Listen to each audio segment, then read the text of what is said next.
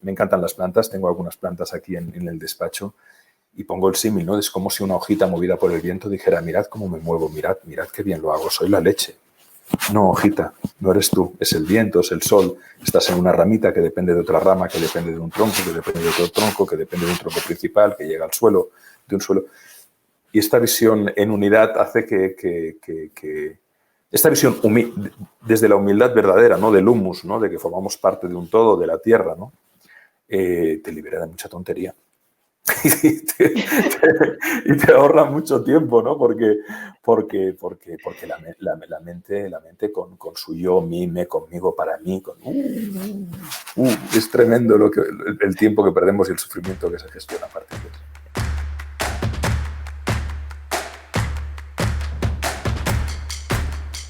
Hola, hoy tengo el placer de contar con un invitado muy especial que es Alex Rovira. Seguramente lo conoces, probablemente hayas leído ya algo de él, sabes que es escritor, divulgador, conferenciante, formador, pero igualmente a título de presentación me gustaría, más que dar datos concretos sobre su vida, compartir algunas frases que él comparte en su biografía dentro de su web de alexrovira.com.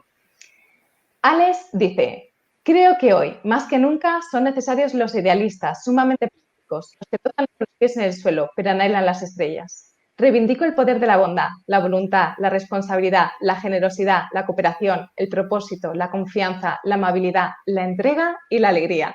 Hola, Alex, bienvenido. Hola, Lucía, un placer. Muchas gracias. La primera pregunta que me gustaría lanzarte es: ¿cómo ha acabado alguien como tú hablando sobre este tipo de temas de desarrollo, de autoconocimiento, de conciencia? ¿Qué pasó? ¿Ha habido algún detonante o algún momento en tu vida que haya hecho ese clic? Desde el principio, ya desde muy pequeño, mis padres cuentan que ya les hacía preguntas curiosas, ¿no? Comenzando por quién soy yo, ¿no? Y me decían, tú eres Alex. Yo decía, no soy un nombre, podría ser Javier, Miguel, eso no me define quién soy yo. Pero ya muy pequeño, 2 añitos, muy precoz, 3. Entonces mi papá me ponía frente al espejo y me decía, tú eres eso, ese. Y yo decía, pero eso es un cuerpo, ¿de dónde nace la pregunta quién soy yo? Y muchas otras anécdotas que ya se produjeron en la infancia. Por ejemplo, cuando veía en el colegio que algún niño sufría el acoso de los demás, me ponía a su lado. Era de alguna manera el que le hacía de protector o guardaespaldas, porque siempre en mi infancia era grande, era fuerte, era más alto que los demás. Y siempre de pequeño era meditativo, reflexivo, y siempre me interesó muchísimo la condición humana, sobre todo la dialéctica entre el sufrimiento y el amor, y entre la verdad y la belleza, ¿no? Es decir, los grandes temas filosóficos que cuando te haces mayor te los van comentando en el colegio, dices, pero bueno, esto es lo que siempre me ha interesado. Por lo tanto, esa semilla estuvo ahí. Luego, por circunstancias de la vida, mi formación, yo quería estudiar o filosofía o psicología o me gustaba mucho la medicina, la biología, la astrofísica, tenía varias opciones que me apasionaban, pero mi padre, que tenía un pequeño taller de artes gráficas y al cual yo adoraba, mi padre me decía, Alex, ayúdame con la empresa y tal, y me puse a estudiar empresariales sin que fuera en ese momento para nada mi vocación. Cuando acabé la carrera, como la cabra tira al monte, me puse a estudiar a fondo psicología, que ya había venido leyendo desde mi infancia prácticamente, porque con esas preguntas frikis que le hacía yo a mi padre empezó a comprar libros de psicología y de divulgación que él primero leía y que luego me los facilitaba. Entonces, con el tiempo, mi formación es licenciado en Ciencias Empresariales y MBA, pero mi vocación, mi pasión es la filosofía, la psicología, la sociología, la antropología. Y tú lo has dicho muy bien, la divulgación. Es decir, de alguna manera me interesa tanto la reflexión a la que uno mismo puede llegar como abrir el regalo juntos, que es como me gusta expresar. Aquí hay todo de joyas. Estos libros son verdaderas joyas que valen mucho más de lo que cuestan. Aquí hay piezas de papel que me han costado 19 euros, pero que su valor para mí es infinito. Entonces, oye, pues hay que conocer la obra de David R. Hawkins, hay que conocer a Nisargadatta, hay que conocer a tantos y a tantas mujeres y hombres que, yo lo digo siempre, a mí un libro me ha cambiado la vida, muchos libros me han cambiado la vida y una frase te puede cambiar la vida. Y entonces el que soy ya viene de origen, no es algo que tuviera. Sí que han habido momentos en la vida que han actuado como catalizadores o aceleradores, pero el propósito, la intención ya estaba ahí de origen. Qué bueno, ¿no? Que lo tengas tan claro, ¿no? Que estas cosas que a veces necesitamos un tiempo para darnos cuenta y quizás siempre ha estado esa base o esa ese cultivo inicial a partir del que crece todo siempre estuvo en la infancia, es lo que no siempre podemos verlo. Esa vocación, ¿no? Vocación viene de vocare, del latín, que es la llamada del corazón, ¿no? Y es así. En mi caso, el trabajo que hago para mí no es trabajo, es algo que me provoca un enorme placer y alegría y con lo cual además invierto en mi tiempo y puedo ganarme la vida, con lo cual te lo digo porque han habido momentos de mi vida en los que he ejercido trabajos que no me llenaban, es decir, que los hacía porque se tenía que hacer, porque era lo que tocaba, pero no. Y precisamente yo creo que es importante, en ese sentido, ¿no? Que yo tengo 3 hijos ya, tienen 23, 21 años y 15, chica, chico, chica, y les digo, haced lo que amáis, haced lo que amáis. Y vivid con sobriedad, vivid con sencillez, ¿no? Que no seáis esclavos de nada ni de nadie, que seáis dueños de vuestro propio destino. Y para eso las cosas no las tenéis, las cosas os tendrán a vosotros. Entonces, seguid vuestro corazón, seguid vuestra llamada. Y hay veces que la llamada es muy clara y hay veces que no es tan clara y que se va revelando en la vida, muchas veces a través de procesos de crisis. Pero hay que saber escuchar. Sí, al final esta es un poco la base, ¿no? El poder escuchar esas pequeñas señales o esos pequeños indicios que nos van llegando. En algunos casos siempre han estado y en algunos casos se va formando, como si se formara una frase o se escribiera el cuento de la propia historia conforme vamos avanzando. Sí, absolutamente. ¿Cómo hacemos? Hay un concepto, ¿no? Que tú hablas mucho y quizás es tu libro más conocido, que es el de la buena suerte. Y hay otro concepto que creo que está un poco vinculado con lo que hablamos, que es un concepto similar pero algo diferente, que es el de la buena vida, ¿no? Reconoces que inspiras a tus hijos a dedicarse a aquello que aman. ¿Esto estaría vinculado en este concepto de buena vida? Estaría vinculado a la vida, a la buena vida y a la brújula interior, sobre todo, que fue mi primer libro, ¿no? Es decir, escucha, como diría José Luis San Pedro, querido y admirado, que en paz descanse, uno a veces tiene que hacer de buzo o de minero de uno mismo, ¿no? Y escucha tu corazón, ¿no? Escucha aquello que realmente amas, aquello que da sentido a tu vida, ¿no? Y a partir de aquí encontrarás dirección y sentido. Cuando muchas veces la vida, sobre todo en momentos de tragedia, de adversidad, de crisis, parece no tenerlo, ¿no? Y en ese sentido concuerdo completamente con un autor de referencia que también está por aquí, que es Viktor Frankl, ¿no? Que lo que da sentido a nuestra vida es el amor, sin duda. Pero no el amor entendido como deseo, sino el amor entendido como voluntad de entrega, ¿no? Amar a alguien o amar a algo, amar y crear es lo que da sentido a la vida. Y creo que es bueno escuchar nuestro latido, no solo el latido físico, sino el latido cualitativo, ¿no? El latido del anhelo, ¿no? Y a partir de aquí, pues, sobre todo eso por un lado y por otro, como te decía antes, mirar de no complicarse mucho la vida. No ser esclavos del deseo, no ser esclavos del deseo, ser siervos del amor. Esto va un poco, es ese sentido de la vida que sale de ese yo pequeño, se escapa de ese yo pequeño y tiene una visión más amplia que de alguna forma se pone al servicio. Es esa entrega. Absolutamente, absolutamente. Es decir, el pequeño yo, el ego, es una construcción a partir de defensas y tiene una función muy útil y muy necesaria, ¿no? Porque nos permite adaptarnos. En realidad, si no hubiera ego, no hubiéramos salido antiguamente como especie pues, a buscarnos el sustento, a refugiarnos en la cueva, a tener el fuego, a incorporar el alimento, ¿no? Pero al ego, a la mascota, hay que tenerla en su lugar como una mascotita que tenga su espacio, ¿no? Que no lo invada todo, ¿no? Y luego está el camino de realización de cada uno, que yo creo que eso ya es entregarse a la vida, ¿no? Entregarse, como quien se tira al mar, como quien se tira a la piscina, ¿no?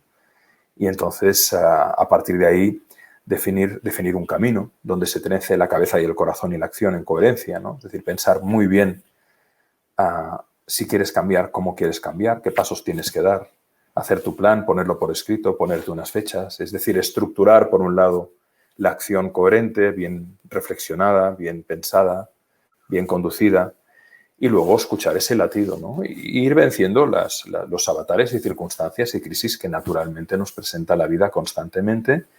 Pero yo siempre digo que en la vida tenemos 2 tipos de maestros, ¿no? O de maestras, ¿no? Y eso puede ser desde tus parejas o exparejas a tus hijos o amigos conocidos. Y hay los maestros que son maestros desde la benignidad, desde la clemencia, desde la generosidad, desde la ternura, desde la dulzura. Por ejemplo, mi padre fue una persona, he tenido la suerte de tener unos padres que en mi caso han sido personas bondadosas, ¿no? Que podían tener sus momentos de mala leche como todos, ¿no? Pero que la base era muy buena. Pero también hemos tenido maestros en la vida, desde jefes hasta a lo mejor relaciones que han sido muy dolorosas, que han sido difíciles, que te han llevado incluso a triturarte tu autoestima pensando que eras tú el que no valías, ¿no? Y esos maestros desde el dolor o desde el sufrimiento o desde el abuso son también grandes maestros. En realidad, como diría Ramana Maharshi, no hay otro. No hay otro. Yo, en este sentido, creo que la visión más reveladora de la vida es la visión no dual, que te puede llegar por revelación o puedes llegar a ella por reflexión. En realidad, yo me siento mucho como una marioneta divina. Y de verdad, no tengo sentido de autoría de los libros que he escrito ni de nada. Creo que la vida pasa a través de cada uno de nosotros y es ese pequeño yo el que se apropia de las cosas, se las hace suyas, se cree que son suyas, se atribuye el mérito, de ahí sale el orgullo y todas esas cosas que complican y fastidian mucho la vida al ser humano, ¿no? Pero que en realidad hay un proceso de fluir y de dejar ir que discurre natural y orgánicamente. Me encantan las plantas, tengo algunas plantas aquí en el despacho. Y pongo el símil, ¿no? Es como si una hojita movida por el viento dijera, mirad cómo me muevo, mirad qué bien lo hago, soy la leche. No, hojita, no eres tú, es el viento, es el sol. Estás en una ramita que depende de otra rama, que depende de un tronco, que depende de otro tronco, que depende de un tronco principal, que llega al suelo, de un suelo. Y esta visión en unidad hace que esta visión desde la humildad verdadera, ¿no? Del humus, ¿no? De que formamos parte de un todo, de la tierra, ¿no? Te libera de mucha tontería.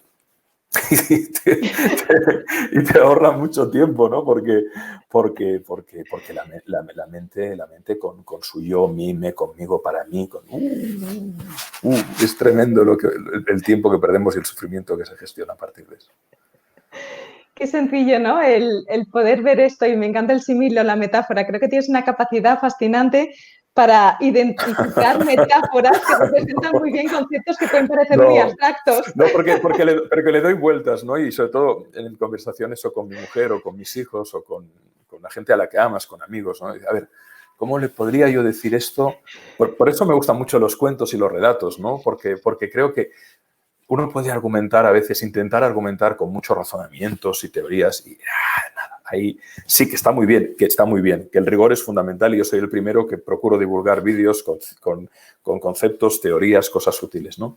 Pero a veces una analogía, una metáfora es muy clara, ¿no? Y ayuda a decir, wow, puentea las defensas racionales, ¿no? Que por un lado son muy necesarias, el pensamiento de rigor, el pensamiento crítico, el discurso del método, pero por otro lado a veces paradójicamente, la hiperreflexión puede llevar a matar la intuición, la emoción, la tripa, el corazón, y con eso se pierde una parte brutal, quizás la más elevada de la existencia.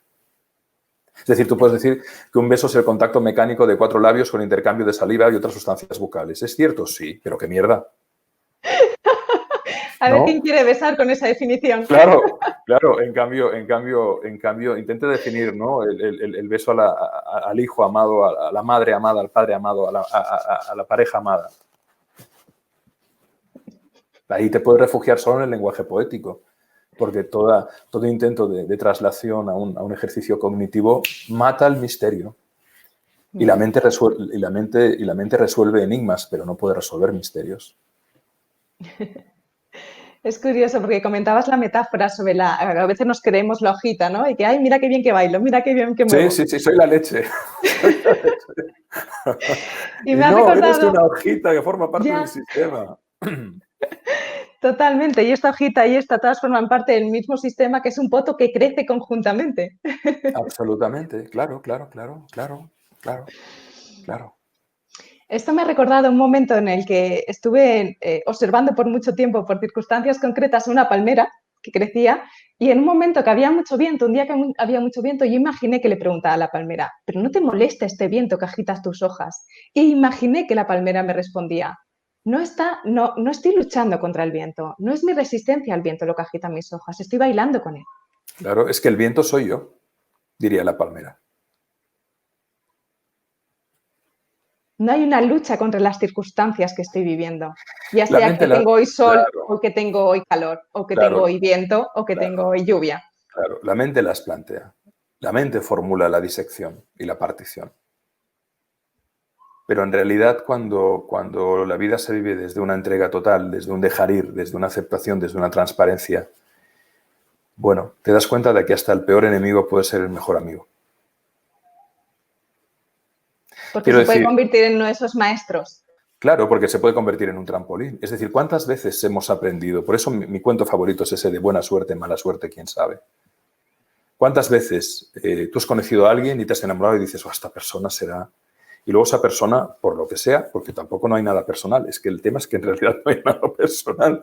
Cada cual hace lo que puede con lo que tiene y te puede complicar mucho la vida y lo que parecía una bendición se convirtió en una maldición. Y al revés, ¿cuántas personas que a lo mejor, y no lo niego, porque hay veces que te puede tocar algún psicópata o alguna perlita o algún narcisista o algún paranoide complicado en el trabajo y tal, y te puede hacer sufrir mucho, pero en la medida en que la persona busca respuestas, busca soluciones, busca salidas, es decir, no se queda estancada en la resignación, no se queda estancada, sino que, a ver, ¿por qué está pasando esto? ¿Qué puedo hacer yo para salir de aquí? Eso puede convertirse eventualmente en una palanca de transformación y de revelación y de aprendizaje muy grande, porque te lleva a la voluntad de comprender, ¿no? ¿Por qué esta persona quiere hacer daño? ¿Por qué esta persona hace esto? ¿Por qué? Entonces comienzas a investigar la condición humana, la naturaleza del ser, los caminos de realización, los caminos de extravío que tenemos. Y entonces vas viendo. Y a partir de ese ir viendo, la realidad va perdiendo enemigos, sino que es lo que es. Es lo que es. Y aquí es donde entra el concepto de la suerte, que son las circunstancias que nos llegan por Sí, azar. claro. Hay dos lecturas, ¿no? Quizás la frase que resume mejor los diferentes conceptos de suerte, porque hay varios. Hay el concepto tradicional, puro, etimológico, de suerte como azar, como lo aleatorio, como lo que te puede bendecir o maldecir, y no depende de ti. Es decir, por definición, la suerte es algo que viene de fuera y que te puede ayudar o dificultar. Por ejemplo, pues que te toque la lotería, para muchos en principio es un golpe de buena suerte, cuando en realidad se acaba convirtiendo en un dolor de cabeza para la inmensa mayoría, para más del 80%, porque no saben cómo gestionar eso, tienen problemas con Hacienda, se les cabrea la familia, los amigos y hermanos les piden más pasta y, bueno, y acaban en la droga. Y yo he conocido casos, porque lo he investigado muy a fondo, tremendos, ¿no? Entonces hay mucha falsedad en las ideas preconcebidas, ¿no? Eso sería la suerte, te puede bendecir o maldecir, no depende de ti. Y hay otra que es la buena suerte, la que me gusta definir como buena suerte, que es la que uno puede trabajar desde los valores trasladados a hábitos, es decir, las virtudes, que son los valores convertidos en un hábito. El coraje, la responsabilidad, el propósito, la humildad, la confianza, el amor, la cooperación, la gratitud, el civismo, la sencillez, la ternura, etc. Claro, Schopenhauer decía, el azar reparte las cartas, pero tú las juegas. Y es eso, el factor inevitable de azar en la vida. Para comenzar, ¿dónde hemos nacido? Somos súper afortunados, tú y yo estamos hablando aquí, tenemos tecnología, nos hubiera llevado el destino a encarnarnos a 1000 kilómetros al sur, 2000, 4000, otro gallo nos cantara, depende de qué lugar del mundo. El entorno, las circunstancias que te acogen es radicalmente más difícil que nosotros hemos vivido, ¿no, Lucía? Entonces, ahí hay un factor. Pero, como me gusta decir, hay gente que encuentra el trébol de 4 hojas y le arranca una. Es decir, hay gafes vocacionales, hay personas que están todo el día quejándose, hay personas que están todo el día victimizándose, hay personas que están todo el día criticando a los demás en su ausencia, hay personas que están todo el día envidiando, pero no hacen nada. No hacen nada para cambiar su vida. Simplemente van soltando el moco o el eructo hacia el otro, pero no hacen nada para dignificar su vida, hacerla más bella, más bonita. Se preocupan mucho en el bienestar del otro y lo envidian, pero no hacen nada para mejorar el suyo o descuentan, ¿no? Tú sí que has tenido suerte, tú sí que has tenido suerte. Como si detrás de ese tú sí que has tenido suerte, esa persona no sabe ver las 14 horas de trabajo diario durante años y los sacrificios hechos, ¿no? Entonces, al final, todo es cuestión de conciencia, todo es cuestión de la capacidad de ver claro. Y a un nivel, la vida cuando se transforma cuando la persona decide ponerse en el nivel, en el valor del coraje, en el nivel del coraje, ¿no? Como diría David R. Hawkins, y que concuerdo plenamente. Cuando yo escribí Los 7 poderes hace muchos años, antes de haber leído a este autor de referencia para mí, dije que el primer poder es el coraje. Y luego, qué sorpresa cuando coincidimos en la mirada de este psicólogo ya fallecido, ¿no? Es decir, el coraje, que no implica que no tengas miedo. El coraje no es ausencia de miedo, eso es la temeridad. La temeridad es el inconsciente que dice, voy a hacer puenting sin cuerda. Vale, muy bien, Rey, hasta luego, Lucas. No, el coraje es consciencia de que hay miedo, pero te arriesgas. ¿Te arriesgas a qué? A emprender un negocio, a dejar una relación, a cambiar de país, a crear las circunstancias para tu buena suerte.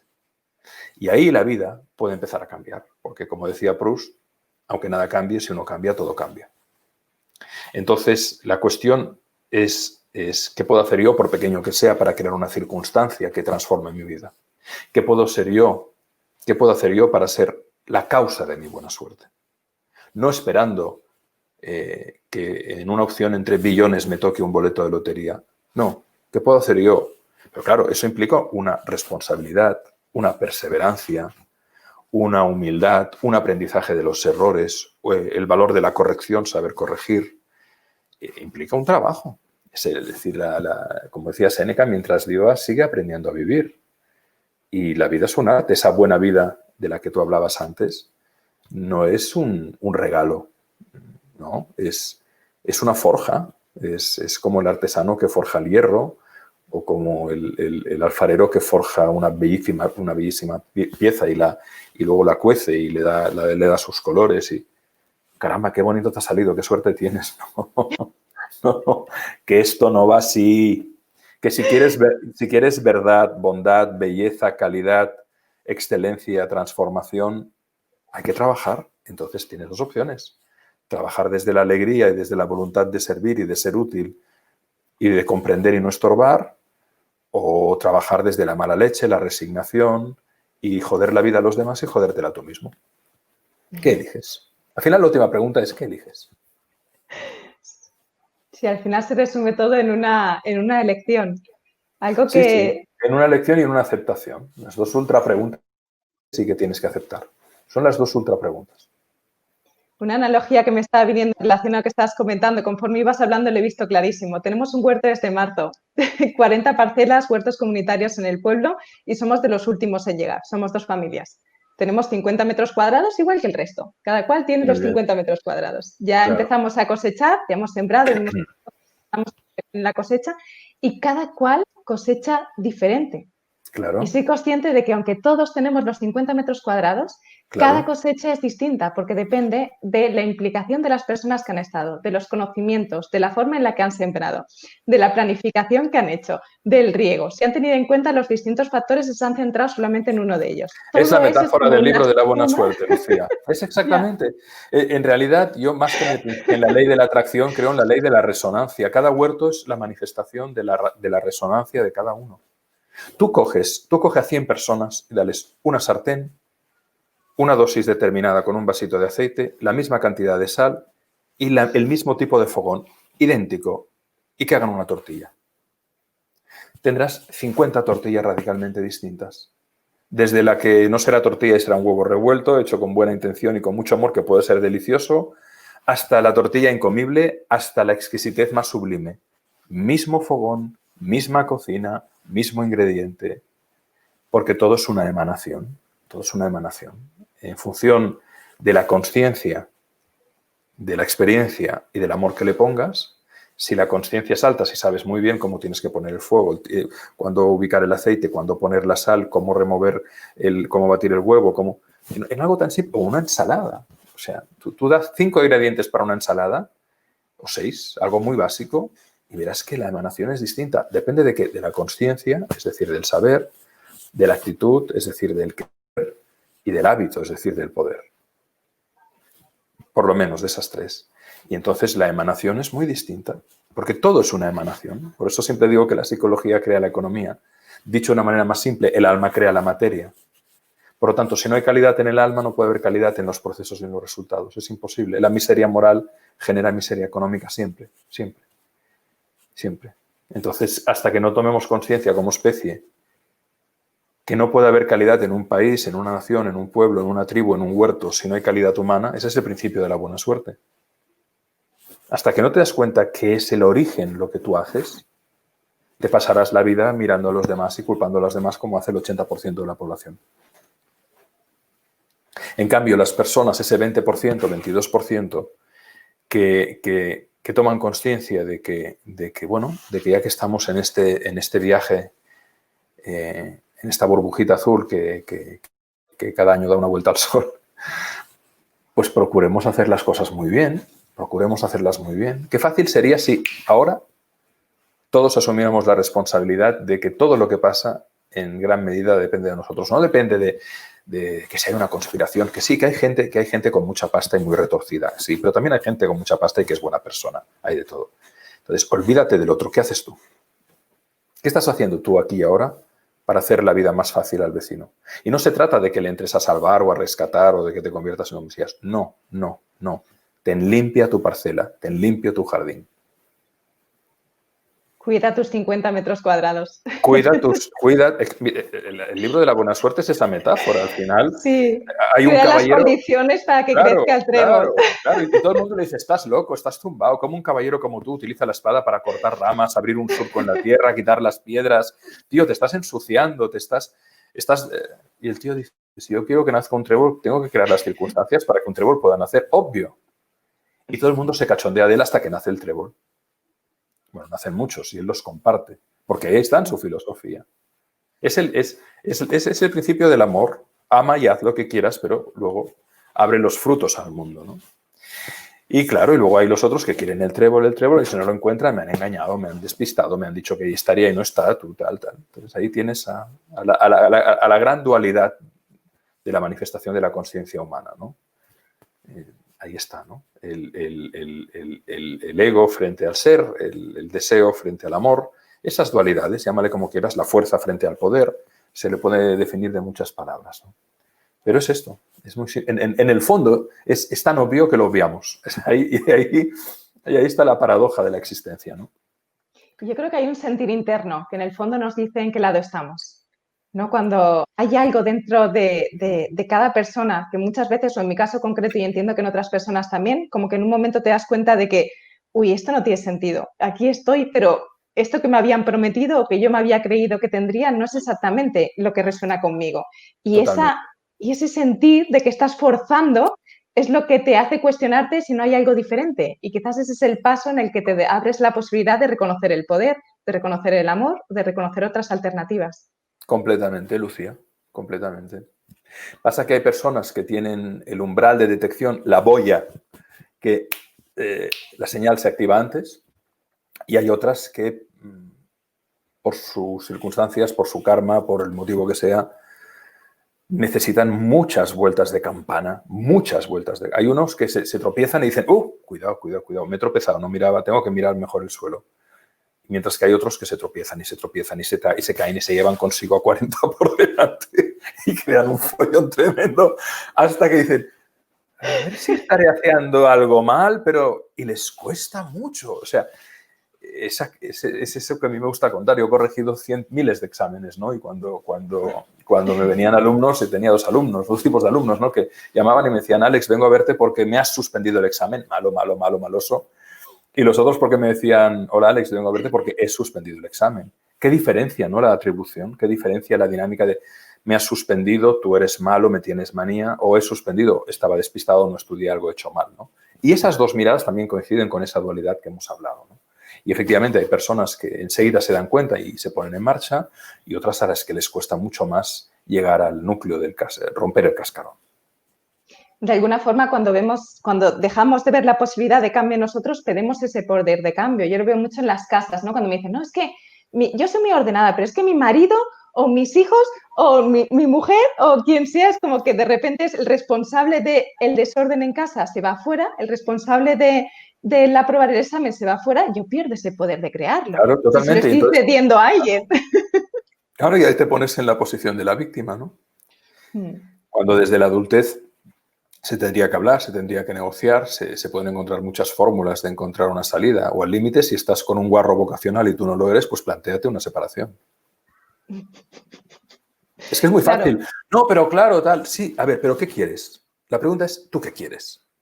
Pasarte, porque también, cuidado, Lucía, hay personas, decía Paul Eluard, decía, cuidado con la tristeza, es un vicio.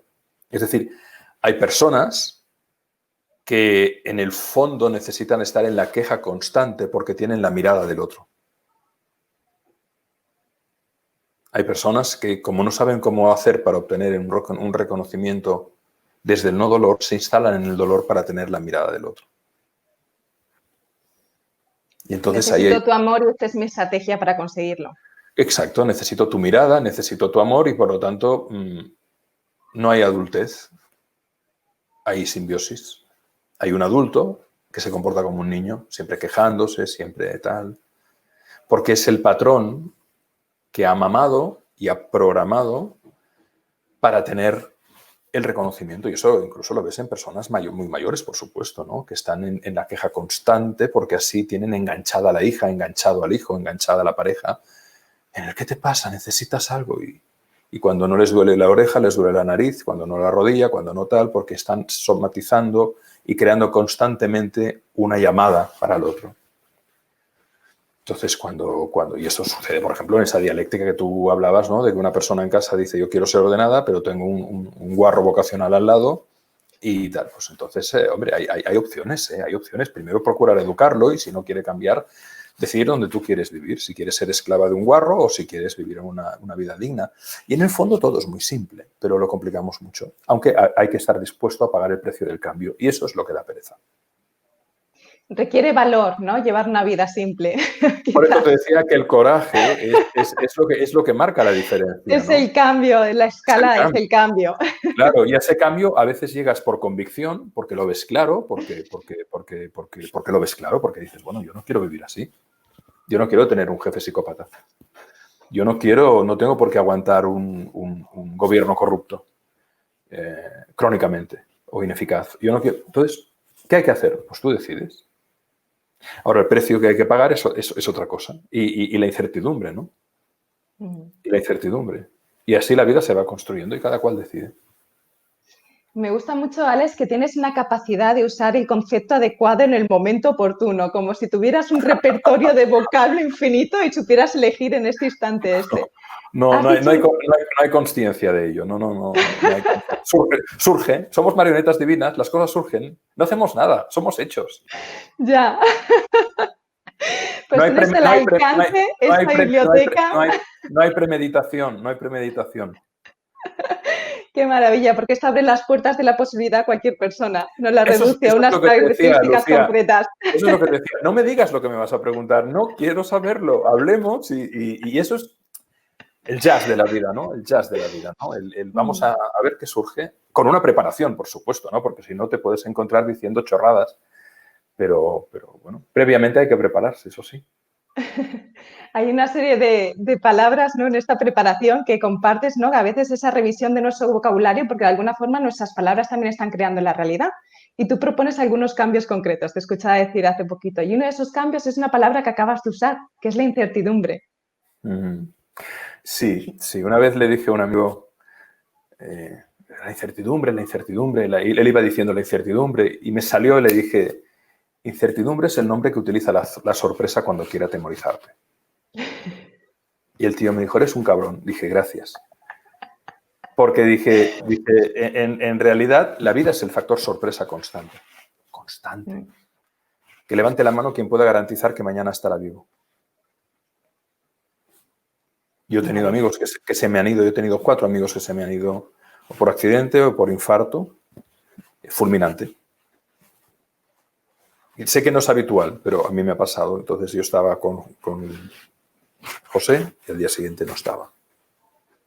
Entonces o mi hija menor, que nació con una cardiopatía severa de corazón y se le paraba el corazón súbitamente en los primeros meses de vida, ¿no? Y varias veces tuve que reanimar a tu propio hijo que ves que se te está yendo en brazos. Cuando tocas eso, que no tiene, es decir, llegar a esa conclusión no tiene ningún mérito, porque vuelvo a decir, es la vida la que te lleva a ella.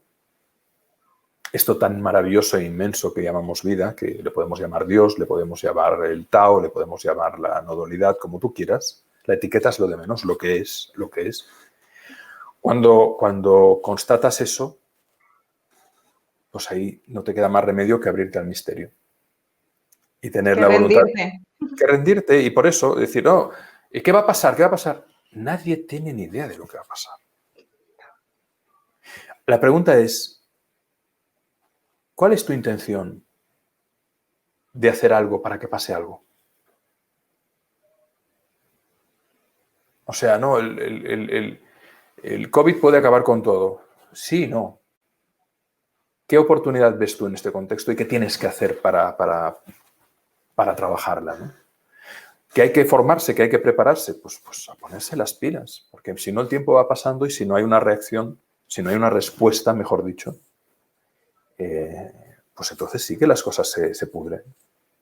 Sí. Pero al final es una manera de entender la vida, ¿no? Incertidumbre o sorpresa. Y no le quito a las situaciones su carga difícil, trágica o complicada, porque a veces la tienen. Pero el tema es, ¿qué haces tú para responder a eso? ¿Cómo haces tú para crecerte ante eso? ¿Cómo haces tú para convertir este desafío en algo que a ti te permita crear unas circunstancias de un cambio, de una transformación, de un florecimiento? Por difícil que parezca. ¿Qué podemos hacer? Esa es la pregunta. Porque si no, todos al rincón a llorar. Claro. Eckhart Tolle decía, si te dan un plato de sopa fría, tienes tres opciones. Primero, cambiarlo. Levantarte, calentarla o pedirle al cocinero que te la caliente a otra persona. Segundo, disfrutarla. Elegir tu sopa fría, disfrutarla y saborearla en su temperatura, aceptándola tal como es. Y tercero, sufrir. Pero es que es exactamente así. Pero es que es exactamente así. Al final, los estímulos son los que son. Es tu mirada la que cambia el mundo, las personas y a ti mismo. Tu mirada. Lo que para unos es un basurero y un vertedero, para otros es una posibilidad formidable de reciclaje y de generación de riqueza. Y hay casos reales, por ejemplo, el caso de Pedro Opeca en Madagascar, ¿no? Que ha convertido un vertedero de 5 hectáreas en una de las zonas más prósperas de África a partir del reciclaje, ¿no? Y resulta que cuando vacían el vertedero de basura ven que hay una cantera de granito y empiezan a vender granito. Y ha dignificado la vida de miles de personas, de más de 300.000. Entonces, en realidad es la mirada y el coraje que la acompaña. Y luego la buena voluntad. Y luego el rigor. Es decir, por eso siempre me gusta decir, algunas veces se gana y otras se aprende. Claro, es decir, aprende del error. Ahora, si el error lo intentas enmascarar y tapar, tu error se convierte en mentira. Y la mentira ya es mucho más difícil de corregir. Porque el error es cognitivo y es mental y de hábitos, pero la mentira es emocional y normalmente salpica a otros. Y lo estamos viendo en la política global y en las sociedades occidentales que están El problema no es el COVID, el problema es la cultura. Lo que nos va a hundir es la cultura. La falta de cultura, la falta de actitudes, la falta de valores, la falta de hábitos saludables, la falta de principios, la falta de virtudes. Esto es lo que hunde un sistema humano. No es la riqueza del territorio, no es la demografía, no es las pandemias que pueda haber, no es nuestra respuesta. En realidad es nuestra respuesta. Y la respuesta tiene ingredientes cognitivos, ingredientes emocionales, ingredientes operativos. Y lo emocional elevado es lo espiritual. Entonces, un ser humano, una comunidad humana que se eleve, que tenga el rigor en el pensamiento, que tenga un entrenamiento de inteligencia emocional, social y psicoafectiva potente, que tenga virtudes como la generosidad, como la clemencia, como la compasión, como la ternura, como el civismo, evoluciona. Si la culpa siempre es del otro, si hay pereza, si hay codicia, estamos jodidos. Y así nos pasa. Lo que pasa es que no podemos renunciar a la utopía, es decir, aquellos que creemos que a pesar de todo podemos seguir avanzando y seguir mejorando y que teniendo miles de oportunidades para habernos autodestruido como especie un montón de veces, sobre todo en el último siglo no lo hemos hecho, pues tenemos que seguir, ¿qué? Divulgando, compartiendo, reflexionando, aportando valor gratuito o aportando valor a un precio muy ajustado y trabajar para transformar la realidad, porque si no, ¿Qué sentido tiene todo esto? Claro.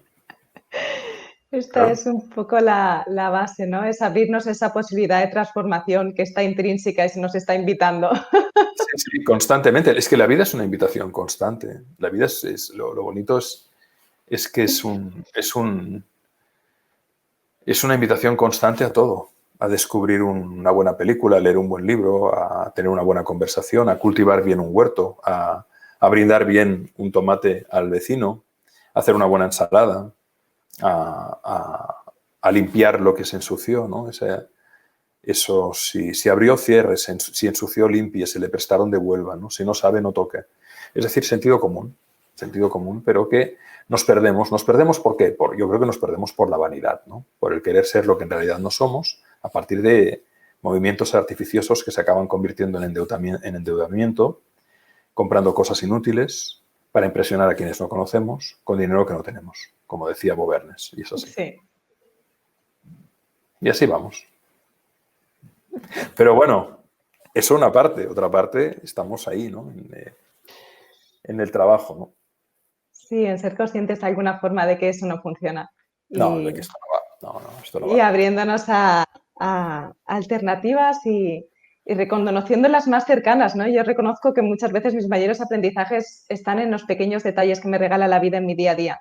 Los mayores aprendizajes y también los mayores regalos que a veces pasamos por alto y que gracias a estas circunstancias quizás estamos apreciando más. Esos momentos compartidos, esos pequeños instantes, esa planta que ahora veo crecer más a menudo, no sé, esas cositas que quizás antes eran más sutiles o quizás no les prestábamos tanta atención. Absolutamente. Es la mirada apreciativa, ¿no? Qué importante es mirar el mundo y ver y estar abierto y apreciar. El ejercicio de la gratitud, en definitiva, ¿no?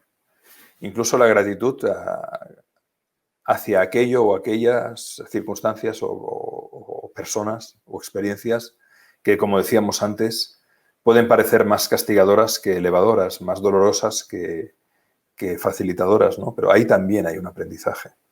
Lo importante no es lo que nos pasa, sino cómo leemos lo que nos pasa a partir de nuestro sistema de creencias que condicionan nuestras percepciones y, por supuesto, cómo articulamos nuestra respuesta a nosotros mismos, a los demás y a la vida, ¿no? Que son esos tres ejes fundamentales, ¿no? Que definen lo que me gusta definir como nuestra posición existencial, ¿no? ¿Qué crees sobre ti? ¿Qué crees sobre el otro? ¿Qué crees sobre la vida? ¿No? Y esas tres creencias condicionan tu diálogo sobre el mundo, ¿no? Si tú crees que no vales, el otro creerás que tenderá a abusar de ti. En consecuencia, la vida será muy dura. Pero si tú crees que tú procuras dar lo mejor de ti, tenderás a creer que el otro también busca más eso que otra cosa. Y entonces puedes llegar a encuentros, a acuerdos, a vínculos que permitan transformar la vida en positivo, ¿no? Entonces, en la medida en que te das cuenta de que en realidad no es lo que hay fuera, sino lo que uno trabaja dentro, sus fortalezas, sus conciencias, ahí se puede empezar a operar una transformación muy significativa y progresiva, pero firme, que lleve a un cambio en las circunstancias interiores y exteriores, a pesar de lo que te encuentres fuera. Lo que pasa que es cierto que, por ejemplo, decirle esto a alguien que está viviendo en Venezuela ahora, ¿no? con una dictadura terrible, ¿no? Y lo hablo con causa porque mi mujer viene de ahí, ¿no? Y su familia, y sé todo el sufrimiento que ha habido para mucha buena gente. Es mucho más difícil aplicarlo en según qué contextos, ¿no? Pero yo creo que no podemos renunciar a esa capacidad de convocar nuestra llama interior y de crear las circunstancias para una mejora constante, no solo para nosotros, sino para los que vendrán luego, ¿no? Para nuestros hijos. Cuidar nuestros cuerpos, ¿no? Esas tres niveles, que es la parte más interior, la parte exterior de las relaciones y el cuerpo planeta, entendido como sí, completamente. Claro, el cuerpo planeta, la madre, ¿no? Es decir, es inconcebible que una especie en la naturaleza destruye el medio que le da de comer, con el salvajismo que le hace el ser humano. Ahí hay algo que nos hemos desorientado mucho y que estamos pagando el precio y que lo vamos a pagar. Porque no hay castigos, hay consecuencias. Es decir, en el futuro, el siguiente... Ahora tenemos el COVID y las consecuencias económicas del COVID, pero cuidado con el cambio climático que está llamando a la puerta y lo tenemos a la vuelta de la esquina. Y eso va a generar también enormes desafíos y responsabilidades porque nosotros le estamos escupiendo a quien nos ha de comer. De hecho, nos hemos visto responsables de esto cuando después de un confinamiento la naturaleza ha explotado. Bueno, ha sido impresionante. Yo que vivo en el campo, he vuelto a ver con mucha intensidad mariposas que habían casi desaparecido. He visto especies de aves revoloteando por el entorno y por el jardín que hacía tiempo que no veía y algunas no se había identificado. He visto ciervos aparecer en zonas próximas a casa que en mi vida los había visto bajar desde el Pirineo hasta el Prepirineo. Es decir, y luego no digamos el olor de la tierra, la calidad de la luz, la pérdida de la densidad del CO2 nos ha llevado a darnos cuenta que en realidad somos una plaga. Una plaga cuantitativa, sí, pero también cualitativa, ¿no? Pero bueno, la pregunta es, ¿aprenderemos de esto? Una minoría. Pareto, ley de Pareto, 80-20. 80-20. Siempre. Pareto tenía razón bueno, es que además las investigaciones de este ingeniero italiano, ¿no?, que postuló la regla 80-20, ¿no?, de que el 20% de las causas generan el 80% de los efectos, se ha observado en un montón de cosas, ¿no? Es decir, el 20% de la ropa que tienes te la pones el 80% de veces, el 20% de los amigos que tienes te aportan el 80% de la felicidad. Y al revés.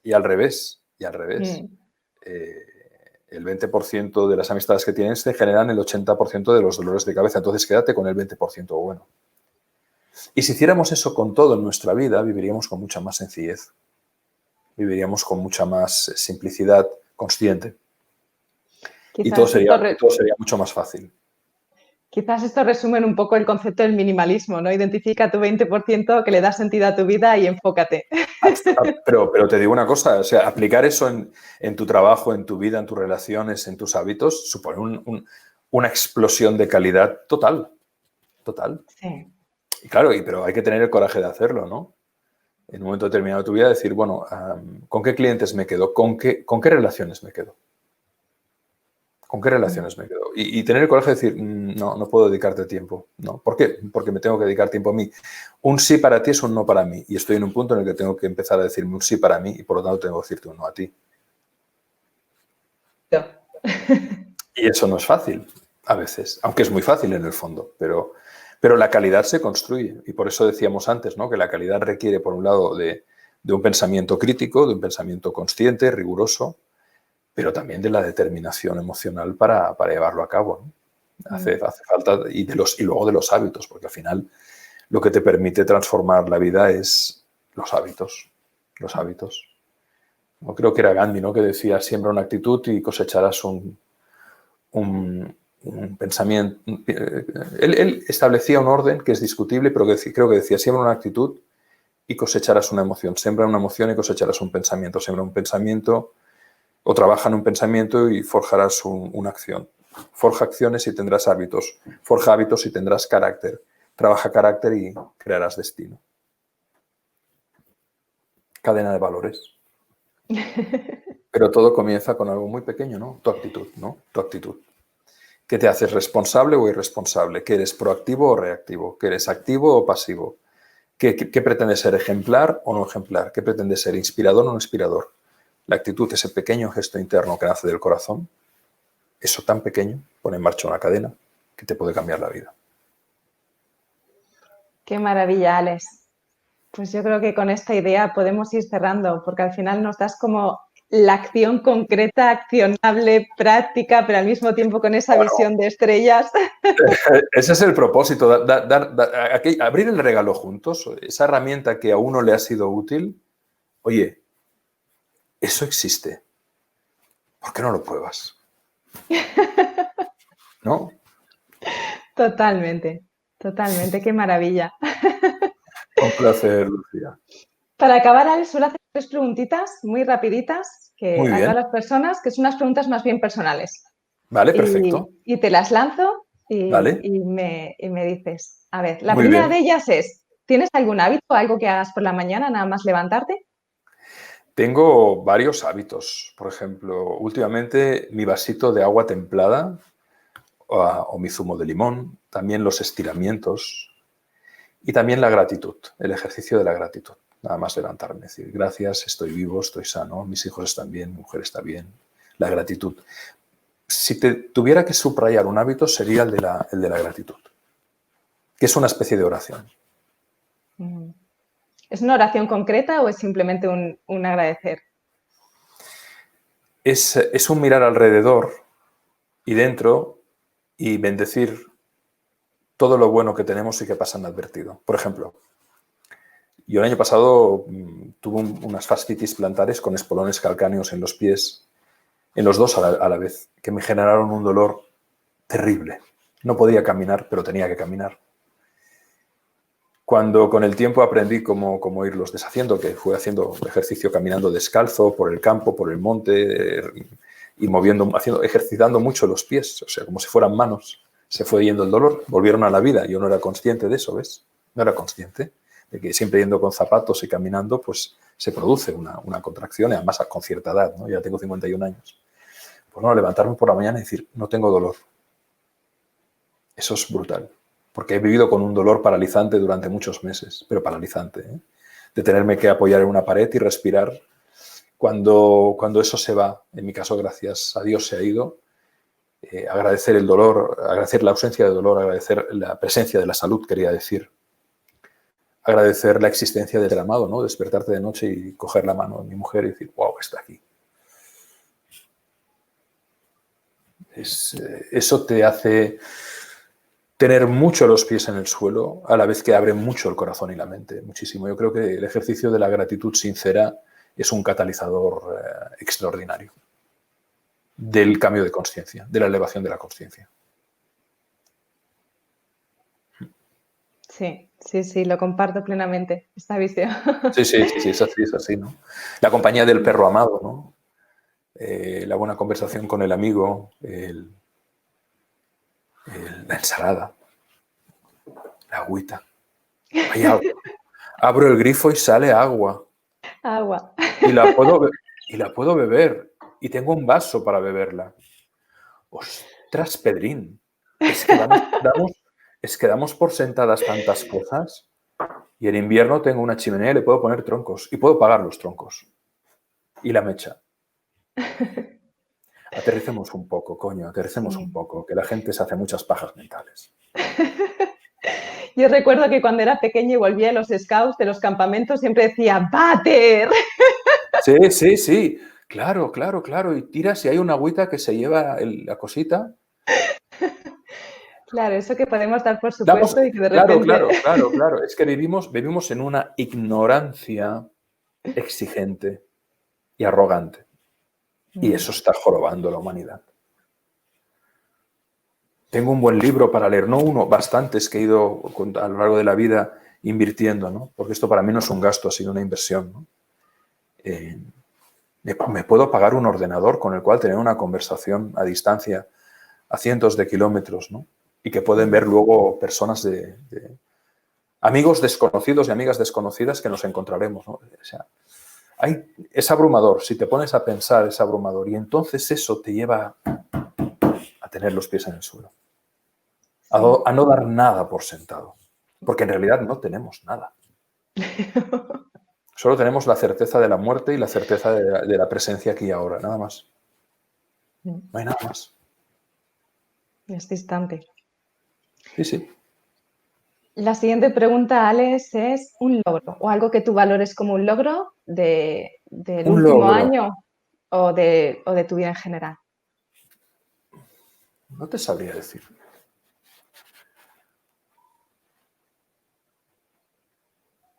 Un logro, pues aprender a vivir cada vez con menos.